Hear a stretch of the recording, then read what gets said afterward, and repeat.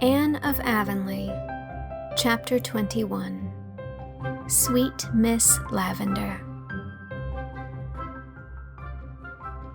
School opened, and Anne returned to her work with fewer theories but considerably more experience. She had several new pupils, 6- and 7-year-olds just venturing, round-eyed, into a world of wonder.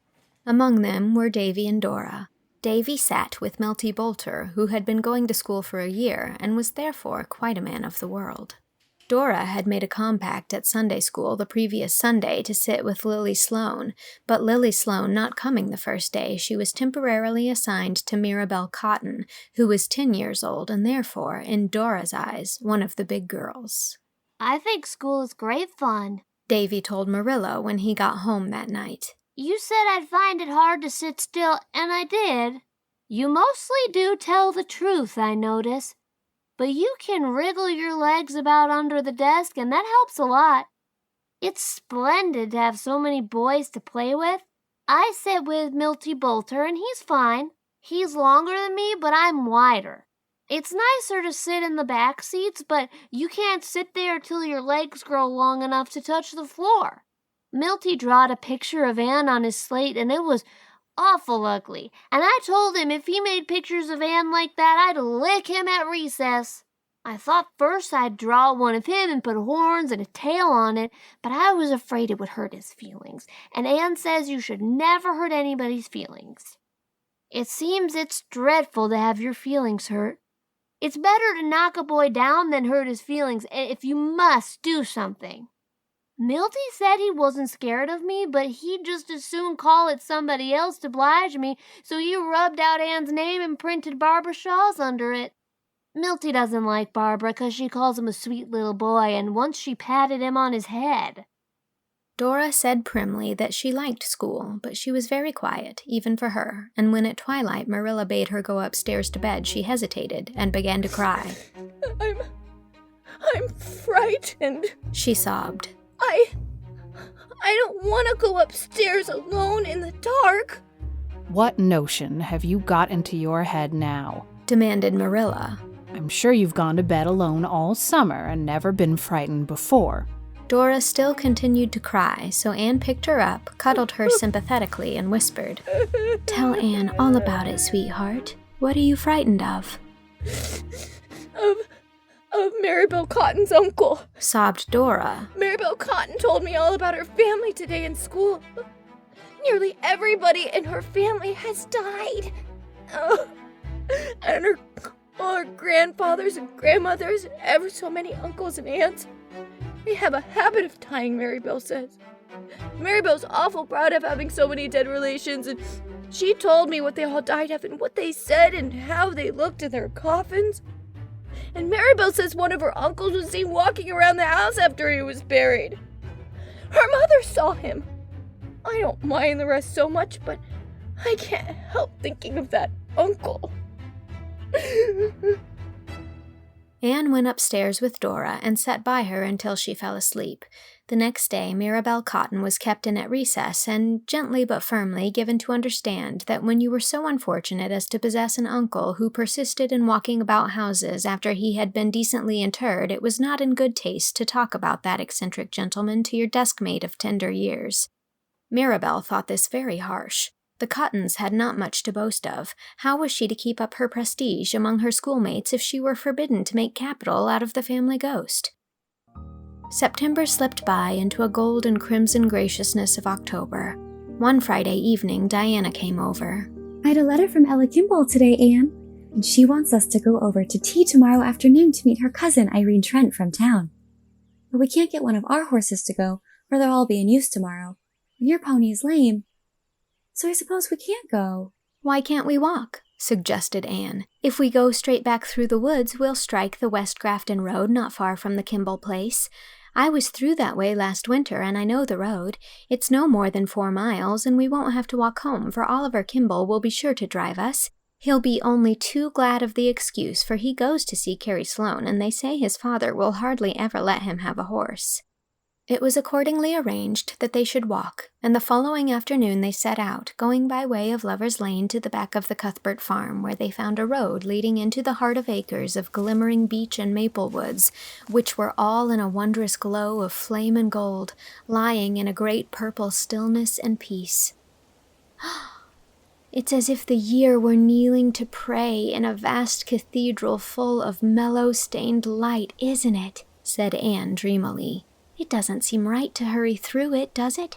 It seems irreverent, like running in a church." "We must hurry, though," said Diana, glancing at her watch. "We've left ourselves little enough time as it is." "Well, I'll walk fast, but don't ask me to talk," said Anne, quickening her pace. "I just want to drink the day's loveliness in. I feel as if she were holding it out to my lips like a cup of airy wine, and I'll take a sip at every step." Perhaps it was because she was so absorbed in drinking it in that Anne took the left turning when they came to a fork in the road. She should have taken the right, but ever afterward she counted it the most fortunate mistake of her life. They came out finally to a lonely, grassy road with nothing inside along it but ranks of spruce saplings. "Why, where are we?" exclaimed Diana in bewilderment. "This isn't the West Grafton Road." "No, it's the Baseline Road in Middle Grafton," said Anne rather shamefacedly.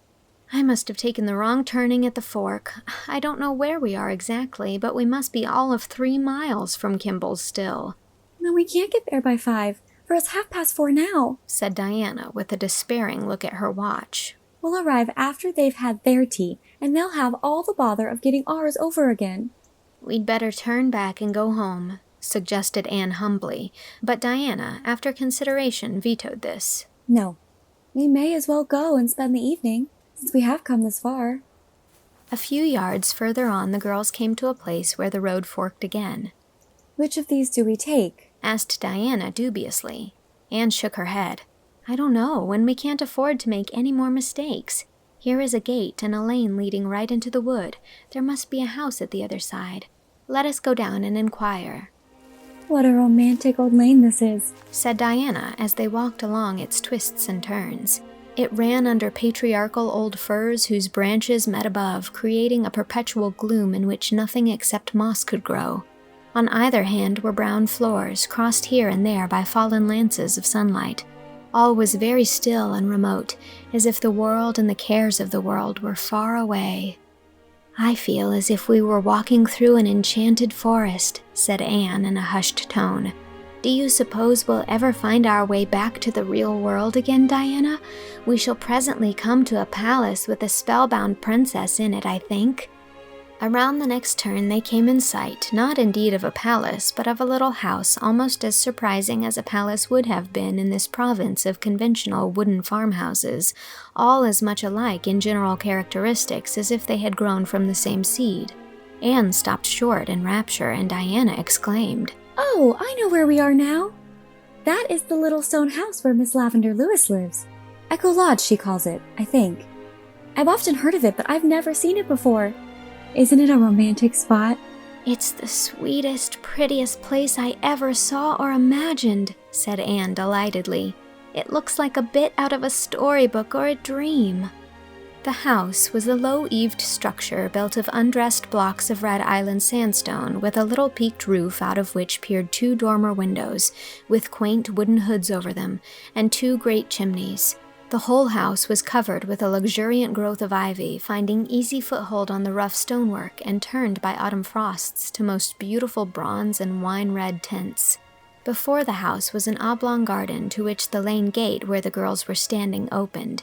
The house bounded it on one side. On 3 others it was enclosed by an old stone dike, so overgrown with moss and grass and ferns that it looked like a high green bank. On the right and left, the tall, dark spruces spread their palm-like branches over it, but below it was a little meadow, green with clover aftermath, sloping down to the blue loop of the Grafton River. No other house or clearing was in sight, nothing but hills and valleys covered with feathery young firs. "I wonder what sort of a person Miss Lewis is," speculated Diana as they opened the gate into the garden. "They say she's very peculiar." "She'll be interesting then," said Anne decidedly. "Peculiar people are always that, at least, whatever else they are or are not. Didn't I tell you we would come to an enchanted palace? I knew the elves hadn't woven magic over that lane for nothing, But Miss Lavendar Lewis is hardly a spellbound princess. laughed Diana. She's an old maid. She's 45 and quite gray, I've heard.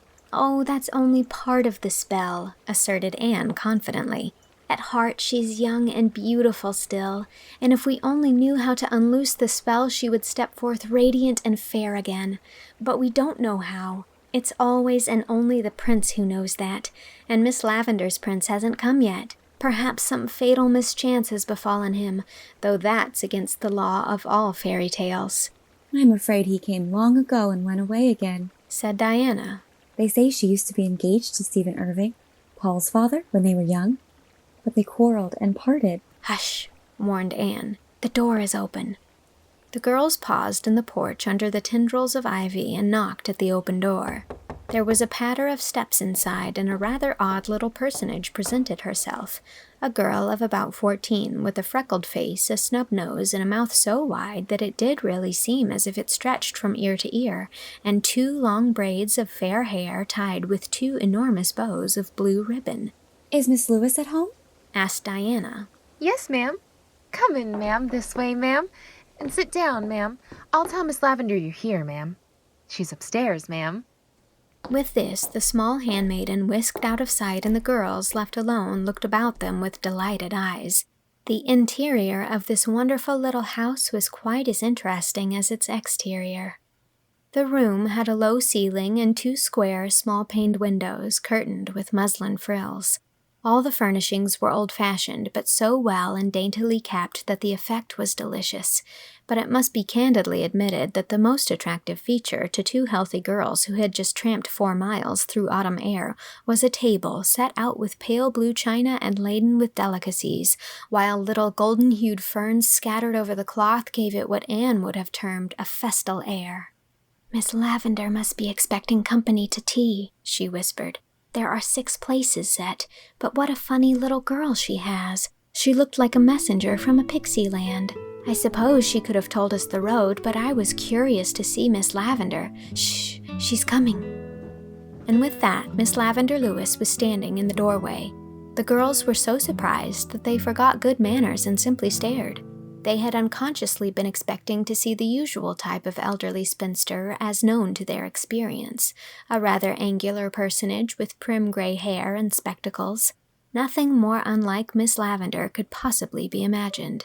She was a little lady with snow-white hair beautifully wavy and thick, and carefully arranged in becoming puffs and coils. Beneath it was an almost girlish face, pink-cheeked and sweet-lipped, with big, soft brown eyes and dimples, actually dimples. She wore a very dainty gown of cream muslin with pale-hued roses on it, a gown which would have seemed ridiculously juvenile on most women of her age, but which suited Miss Lavendar so perfectly that you never thought about it at all. "Charlotta the Fourth says you wish to see me?" she said, in a voice that matched her appearance. We wanted to ask the right road to West Grafton, said Diana. We are invited to tea at Mr. Kimball's, but we took the wrong path coming through the woods and came out to the baseline instead of the West Grafton Road. Do we take the right or the left turning at your gate? "The left," said Miss Lavendar, with a hesitating glance at her tea table. Then she exclaimed, as if in a sudden little burst of resolution. "But oh, won't you stay and have tea with me? Please do. Mr. Kimball's will have tea over before you get there, and Charlotta the Fourth and I will be so glad to have you." Diana looked mute inquiry at Anne. "We'd like to stay," said Anne promptly, for she had made up her mind that she wanted to know more of this surprising Miss Lavendar. "If it won't inconvenience you, but you are expecting other guests, aren't you?" Miss Lavendar looked at her tea table again and blushed. "I know you'll think me dreadfully foolish," she said. "I am foolish, and I'm ashamed of it when I'm found out, but never unless I am found out. I'm not expecting anybody. I was just pretending I was. You see, I was so lonely. I love company. That is the right kind of company. But so few people ever come over here because it's so far out of the way. Charlotta the Fourth was lonely too, so I just pretended I was going to have a tea party. I cooked for it and decorated the table for it and set it with my mother's wedding china, and I dressed up for it. Diana secretly thought Miss Lavendar quite as peculiar as report had pictured her. The idea of a woman of 45 playing at having a tea party just as if she were a little girl. But Anne of the shining eyes exclaimed joyfully, "Oh, do you imagine things too?" That too revealed a kindred spirit to Miss Lavendar.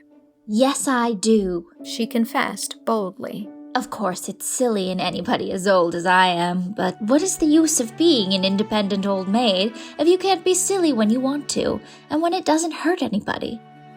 A person must have some compensations. I don't believe I could live at times if I didn't pretend things. I'm not often caught at it, though, and Charlotta the Fourth never tells. But I'm glad to be caught today, for you really have come, and I have tea all ready for you. Will you go up to the spare room and take off your hats? It's the white door at the head of the stairs. I must run out to the kitchen and see that Charlotta the Fourth isn't letting the tea boil. Charlotta the Fourth is a very good girl, but she will let the tea boil. Miss Lavendar tripped off to the kitchen on hospitable thoughts intent, and the girls found their way up to the spare room, an apartment as white as its door, lighted by the ivy-hung dormer window and looking, as Anne said, like the place where happy dreams grew. "This is quite an adventure, isn't it?" said Diana. "And isn't Miss Lavendar sweet? If she is a little odd. She doesn't look a bit like an old maid." "She looks just as music sounds, I think," answered Anne. When they went down, Miss Lavendar was carrying in the teapot, and behind her, looking vastly pleased, was Charlotta the Fourth with a plate of hot biscuits. "Now you must tell me your names," said Miss Lavendar. "I'm glad you are young girls. I love young girls.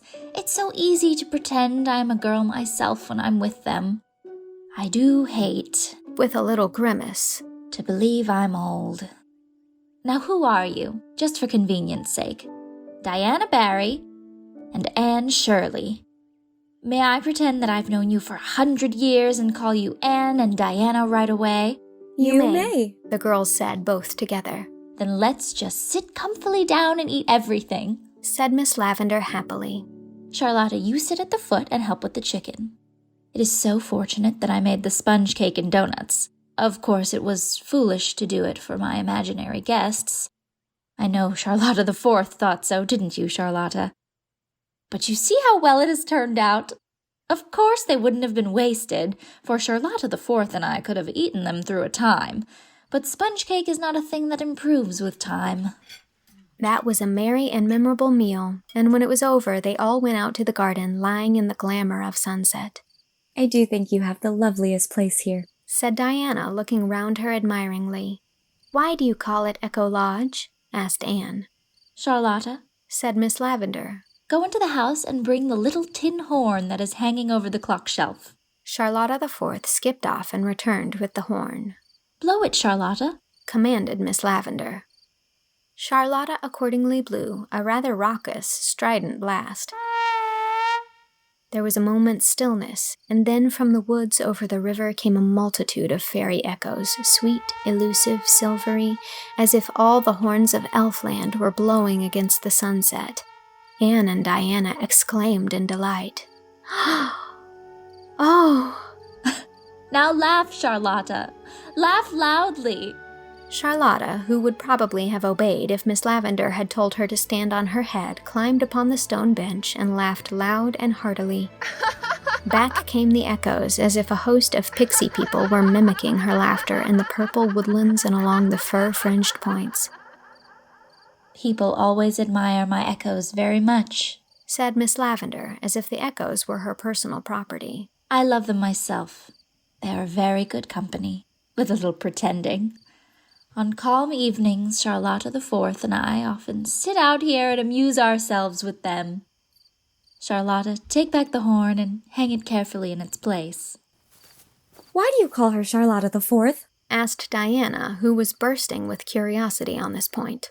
"Just to keep her from getting mixed up with the other Charlottas in my thoughts," said Miss Lavendar seriously. "They all look so much alike, there's no telling them apart. Her name isn't really Charlotta at all. It is, let me see, what is it? I think it's Leonora. Yes, it is Leonora. You see, it is this way. When Mother died 10 years ago, I couldn't stay here alone, and I couldn't afford to pay the wages of a grown-up girl. So I got little Charlotta Bowman to come and stay with me for board and clothes. Her name really was Charlotta. She was Charlotta the First. She was just 13. She stayed with me until she was 16, and then she went away to Boston because she could do better there.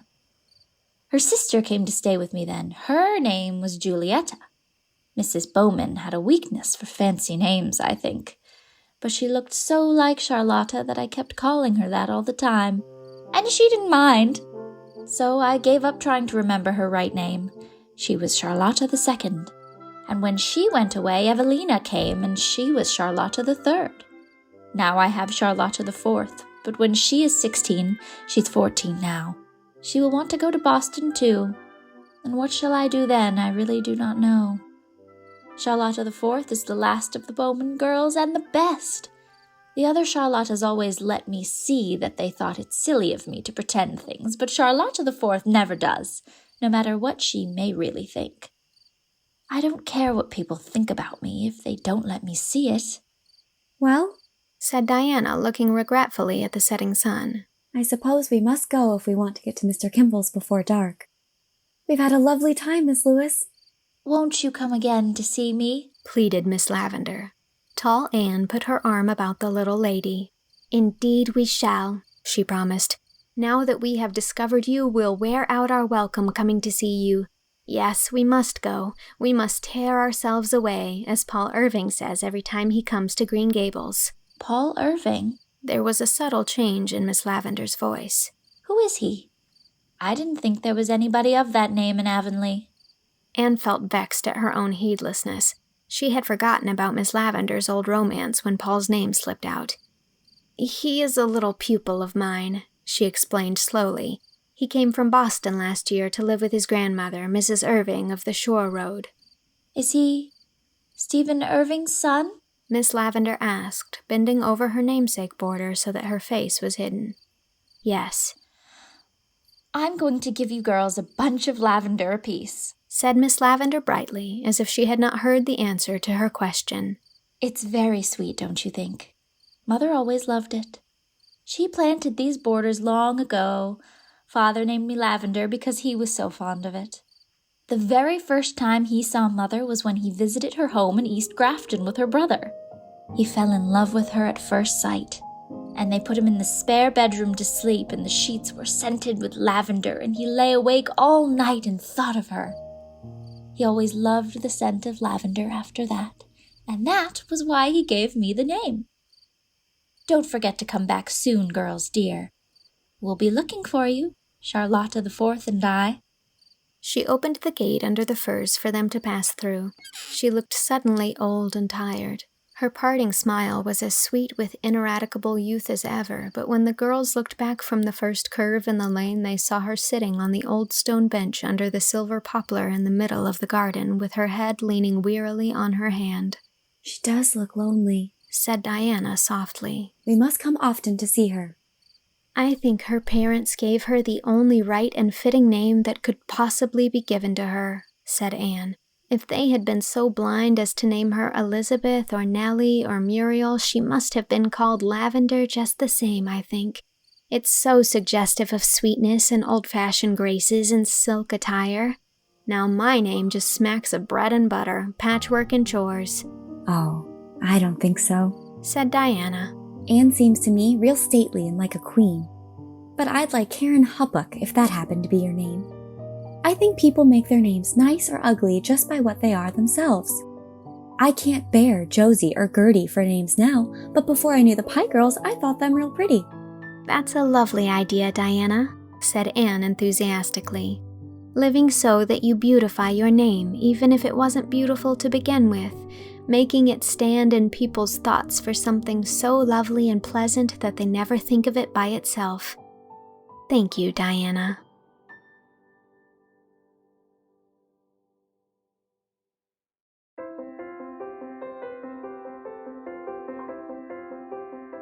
That was Chapter 21 of Anne of Avonlea. Marilla Cuthbert was read by Whitney Avalon. Davy Keith was read by Lauren Lopez. Dora Keith was read by Mo Beatty. Diana Barry was read by Sarah Grace Hart. Miss Lavendar Lewis was read by Sinéad Persaud. Charlotta the Fourth was read by Tia Workman. And Anne Shirley was read by me, Mary Kate Wiles. It is also recorded and edited by me and executive produced by Shao Chih Kuo, Jane Leach, and Warren Day. Additional editing and sound design by Lizzie Goldsmith. This project is funded entirely through my Patreon, where you can get the rest of this book and also, at a higher level, receive all of the third book in the series, Anne of the Island. If you'd like access to this and a lot of other fun content, as well as a wonderful community, head on over to patreon.com/mkwiles. And thanks. This chapter was made possible by my patron Stephen Hoare. Thank you, Stephen. Chapter 22 will be coming next week.